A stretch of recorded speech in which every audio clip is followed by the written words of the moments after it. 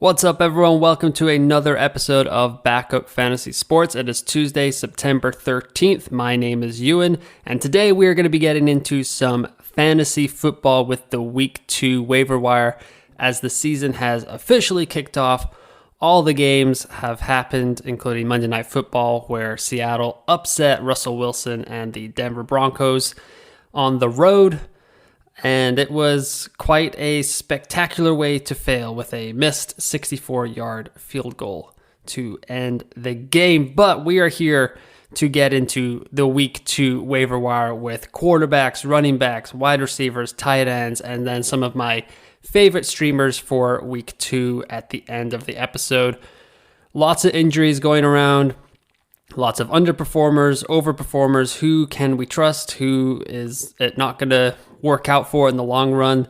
That is going to get answered today. And I will be doing 3 players from every position that are under 50% rostered in your fantasy football league. So let's start with the signal calling position at quarterback.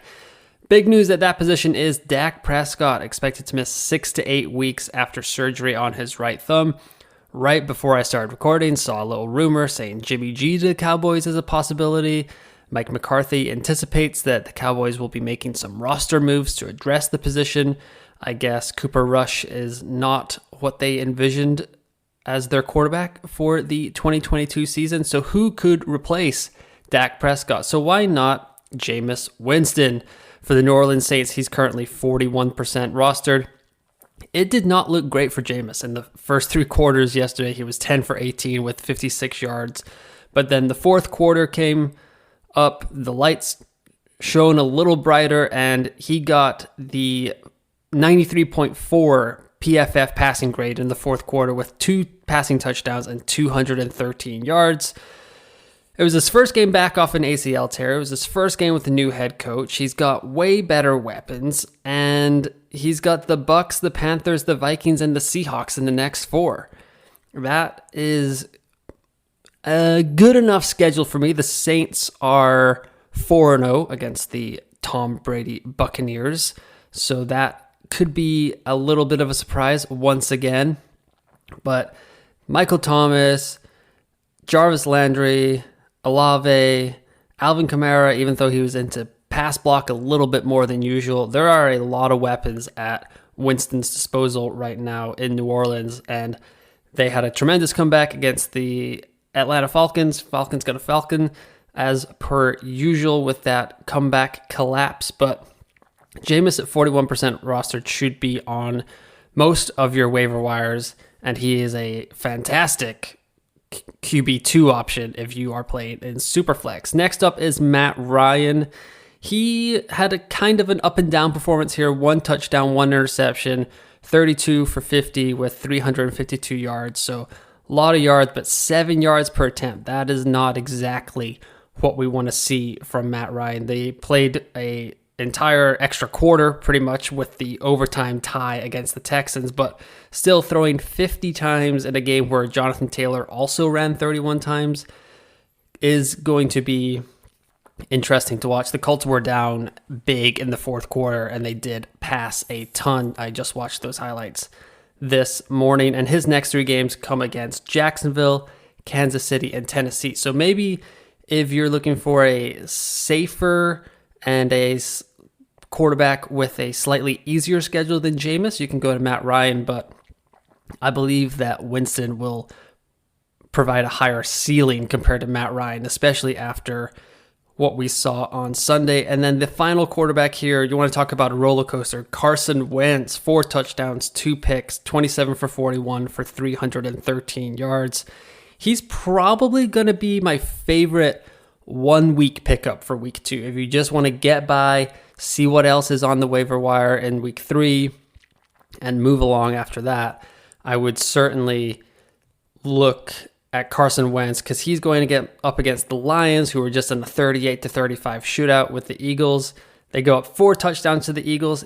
Yes, all 4 touchdowns were on the ground, but A.J. Brown was having a field day for the Eagles in the Lions secondary, and I fully expect the Commanders and Carson Wentz to be a surprising 2-0 after week 2 against Detroit. Moving on to the running backs now. It's a mix here. We've got some injury news. We've got some potential long-term injuries. We got to figure that all out here. So starting with Jaylen Warren for the Steelers, he's 3% rostered right now.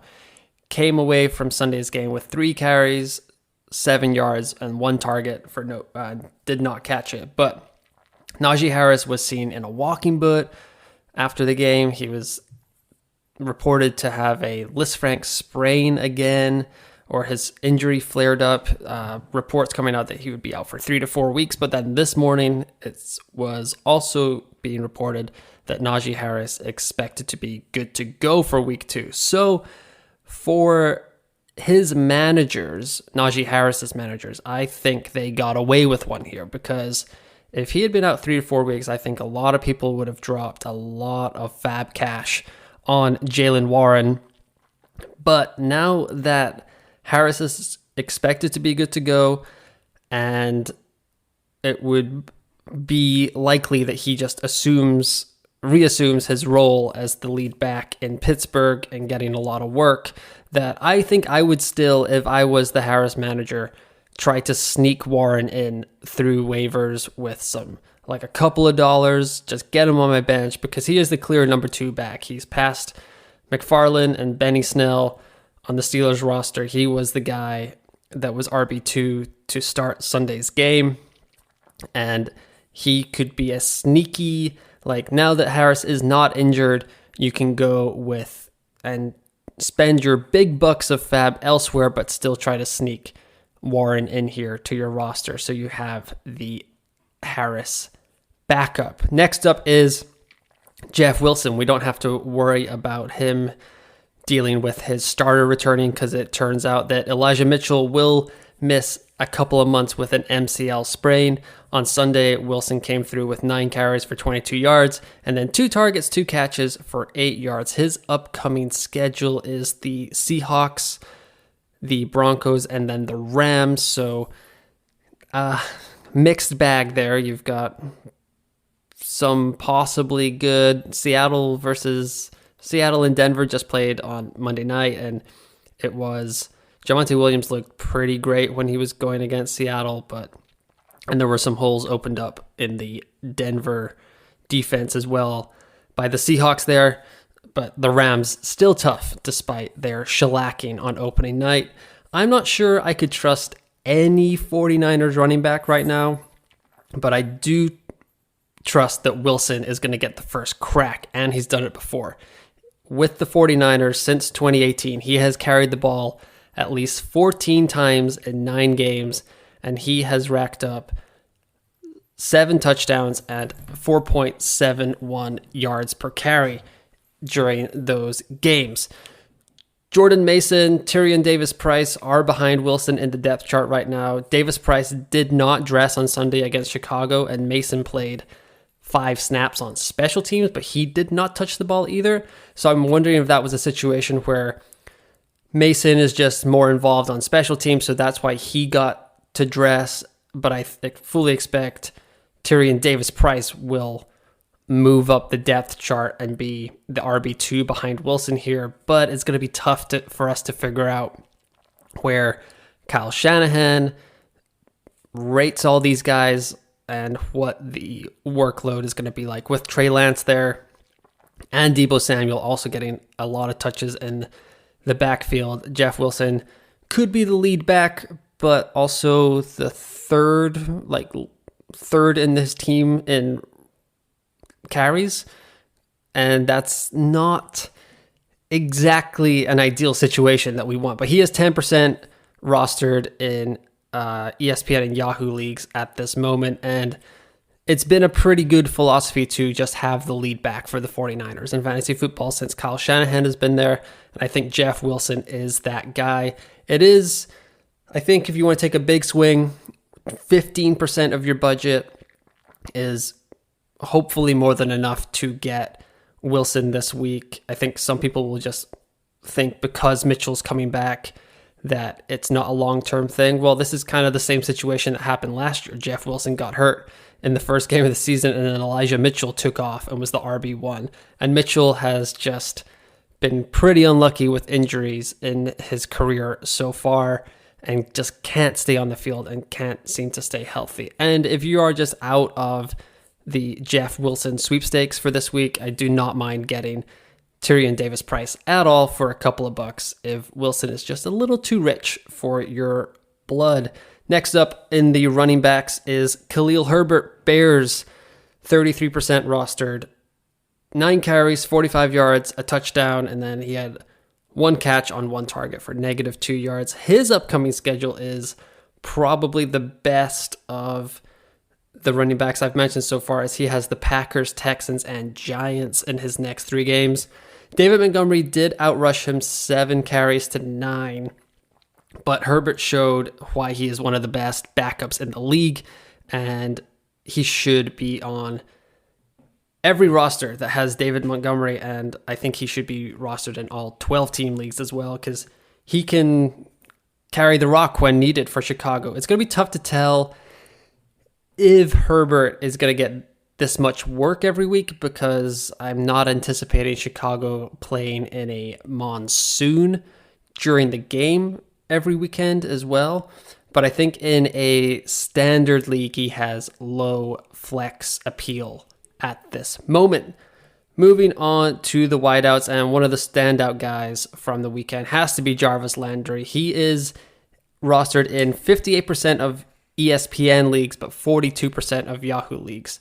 All of these roster percentages are from Fantasy Pros, and I think from what I was seeing this morning, they just take ESPN's roster percent, Yahoo's roster percent, and just meet in the middle. So you need to check your waiver wire for Landry if you are in an ESPN league. He may already be gone, but 9 targets, 7 catches, 114 yards.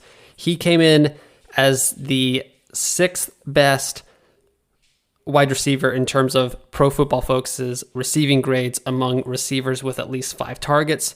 In the top 8, it was only him and A.J. Brown that cracked the top 8 that did not score a touchdown. His A-dot this week was 15 yards, A-dot being average depth of target. His career average is 8, so that is definitely something to watch in New Orleans. Like, are they going to start using Landry in a different way, because Michael Thomas can sometimes take over that area of the field where Landry used to operate? So if Landry's getting to stretch the field a lot more, he becomes a much more viable fantasy option. He's already a PPR and half PPR guy, but maybe even in standard if he's getting down the field a little bit more. I'd love to see it for more than one game to confirm the targets and like where he's getting targeted on the field. But I think Landry is a priority pickup in PPR leagues. He should be way higher than 50% rostered after this waiver run goes through. Next up is Josh Palmer, who will be benefiting from his teammate Keenan Allen and his hamstring injury. On the weekend against the Raiders, he only had 4 targets with 3 catches for 5 yards. He did run once for 4 yards as well, but Keenan Allen suffered that hamstring injury, and he says it's a small possibility that he'll play Thursday because the Chargers and the Chiefs kick off week 2 in a couple of days at this point, and Palmer should immediately step into that number 2 role for the Chargers. I wouldn't be worried about his week 1 line. Justin Herbert was throwing the ball all over the field. He found 9 different pass catchers against a porous Raiders secondary.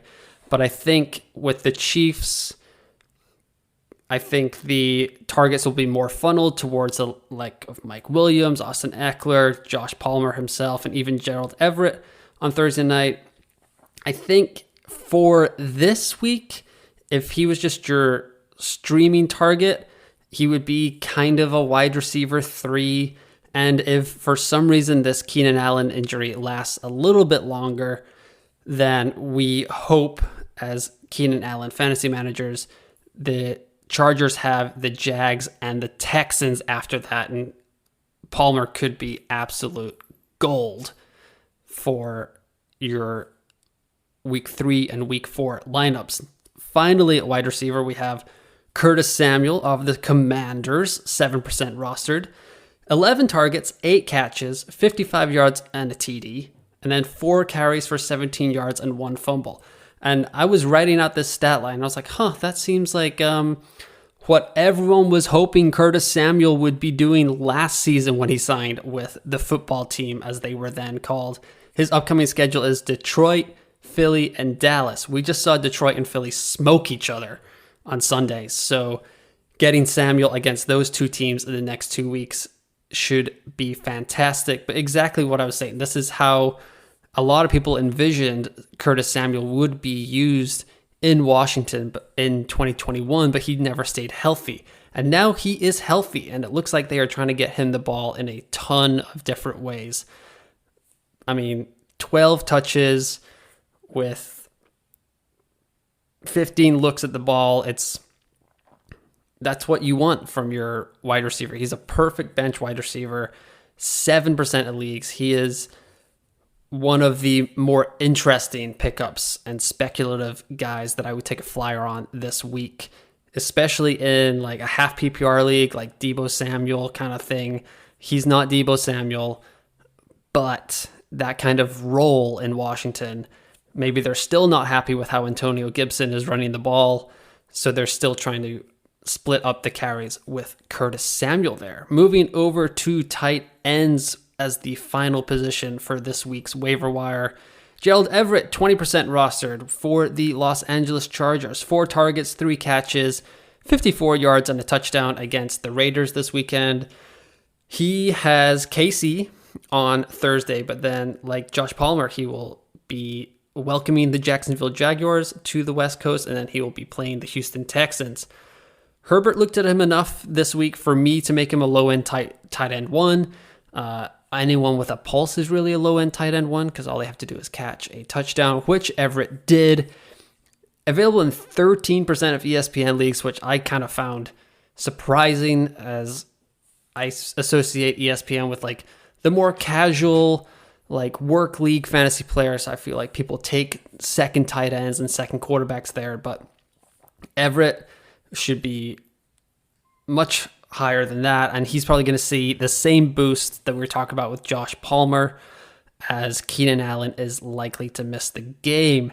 Next up here is Hayden Hurst for the Bengals. I've always been intrigued by the tight end in the Bengals offense, but it's just never come through. CJ Uzoma was there for a while. Drew Sample, I think he had an 8-catch game against the Texans on a Thursday night game a couple of years ago, and then suffered a season-ending injury. But Hurst came through here with 8 targets, 5 catches, and 46 yards, which is, in PPR, we'll be quite happy with that from a tight end that wasn't even drafted. 15%, he's on 15% of rosters, and he has the Cowboys, the Jets, and the Dolphins on the schedule over the next 3.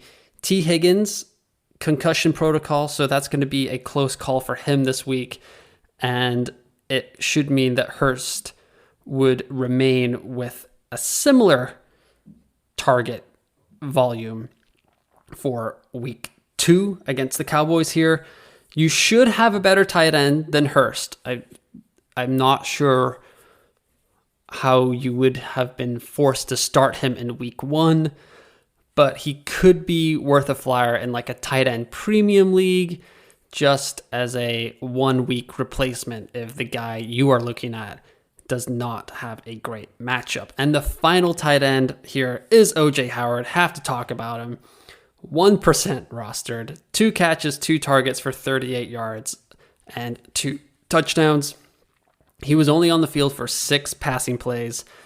The other Texans tight ends, Brevin Jordan was on there for 29 passing plays. Pharaoh Brown was on there for 23 passing plays. He joined the team late after being cut by the Bills, but 2 targets, 2 touchdowns. Ultimate efficiency. I don't think you, like Hayden Hurst, I don't think you should be this desperate at tight end yet. But if you have a really deep bench, or you just kind of like believe in OJ Howard, you've always believed in his talent, then go for it. He was very open along the seams on both of his touchdowns. along the numbers. I'm not sure if that's like a OJ Howard thing or if that's something that we should be maybe looking to exploit against Indianapolis moving forward.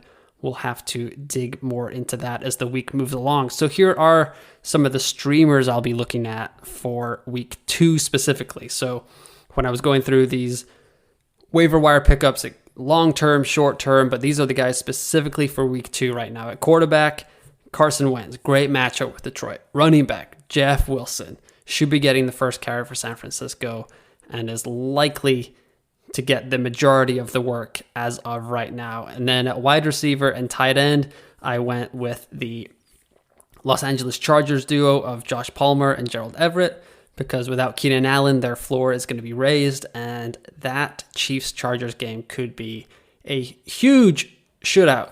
On the defensive side, we've got the Browns going against the Jets. They had 4 sacks last week against Carolina. I would expect at least that amount against the Jets on Sunday. And then at kicker, we got Jake Elliott. Looks like Philadelphia is going to score a ton of points and give up a fair bit of points as well. And Minnesota looked like a fast-paced team when it needed to. Justin Jefferson just burning down the field. So I think there's going to be lots of kicking points available for Jake Elliott. First waiver wire pod in the books. Already know what I have to do better and do less of, starting with next week's pod. But I will be doing this every Tuesday during the NFL season. I'll also be writing for rotoballer.com with their NFL DFS values article each and every week. I will tweet out this podcast and that article on Twitter, where you can follow me at UN or you out. That's EUAN or you out. I will also be doing a weekly preview podcast on Friday mornings in Germany, so it should be right there when everyone else wakes up 6 or 7 hours after myself. But I'll be doing, so waiver wire, DFS article, and then a preview pod every Friday. So lots of football content coming out of Backup Fantasy Sports this year, along with FPL, F1, still some baseball DFS going along as well. Season's winding down there, but tons of content coming your way for the 2022 NFL season. There was nothing last week because I was on vacation, but I'm back now, trying to catch up on all the games that I missed while I was gone. But hopefully that helped you guys out a tiny bit. And once again, thanks for listening, and I will talk to you next time.